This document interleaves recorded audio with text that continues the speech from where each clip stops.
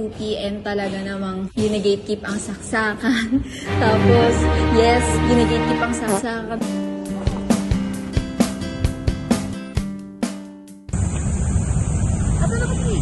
Hello, what's up, warriors? I am Nico. And I am Chin. Teka, Parang kulang tayo. oo nga. Saan yung dalawa? Ito na to. Hindi, nandun. Hindi, dito.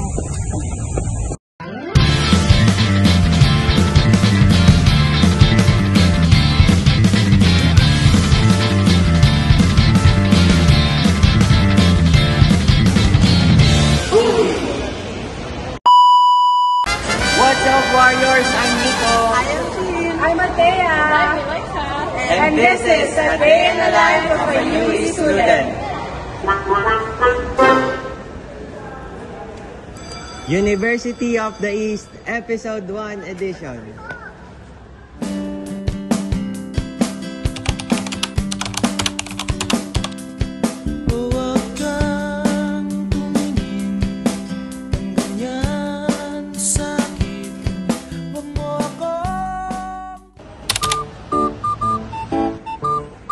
Kenchi, nasaan tayo ngayon? So, ngayon tayo ay nasa Dalupan Building near the Luwalhati statue.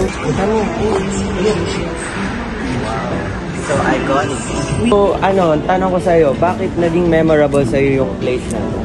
So, isa sa mga memorable memories para sa akin is yung UAAP opening, which is pep rally. Kasi ginaganap siya tuwing opening ng UAAP sa mga universities. Okay.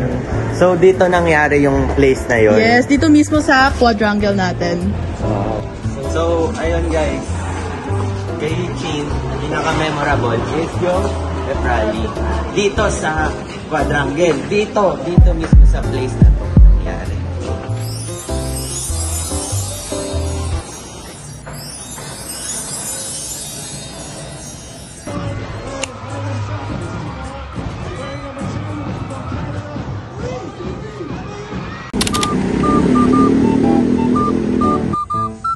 So, Gab, saan tayo ngayon? Nasa UE Tanyaki Garden tayo.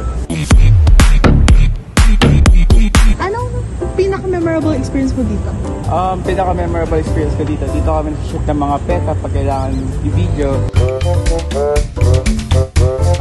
And dito rin kami tumatambay pag minsan-minsan. So guys, ito ang UE Tanyaki Garden.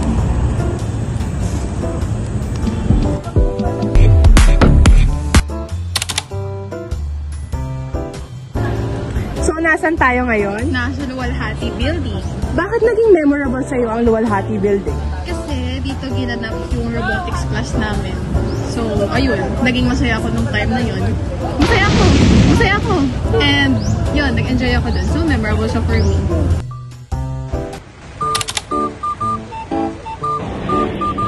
So, yun na nga. Good morning everyone. I am Nico and I'm with... Sofia T. Tejero. So, ito yung tanong ko sa'yo, Te.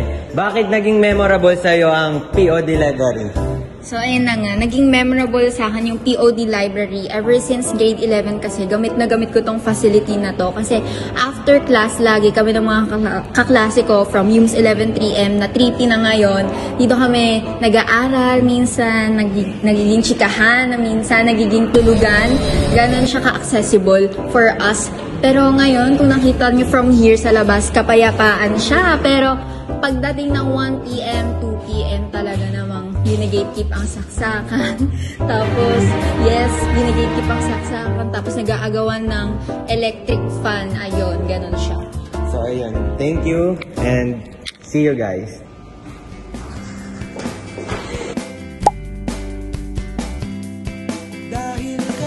I chose University of the East for my senior high school year. It stood out in terms of both academics and community. I was impressed by the range of advanced courses and extracurricular activities that aligned with my interests and career goals. The school's supportive and inclusive environment seemed like a great fit for me. I wanted a place where I could challenge myself academically, mentally, and emotionally while also feeling connected and supported. And this school offered exactly that. Why did you choose UE as your home for senior high school year? Bukod sa ang UE isa sa mga top-performing universities sa Pilipinas, Ang pamuntasan ng Silangan ay marami rin pwedeng i-offer at gawing opportunities para sa'yo. From scholarships and to facilities, from quality of learning and education, meron sa UE yan. Marami ring clubs and student activities na pwede tayong ma-engage at ma-enhance ang ating creativity, critical thinking skills, and leadership skills. And lastly, very friendly and very professional din ang mga tao sa UE, from staffs, guards, and teachers.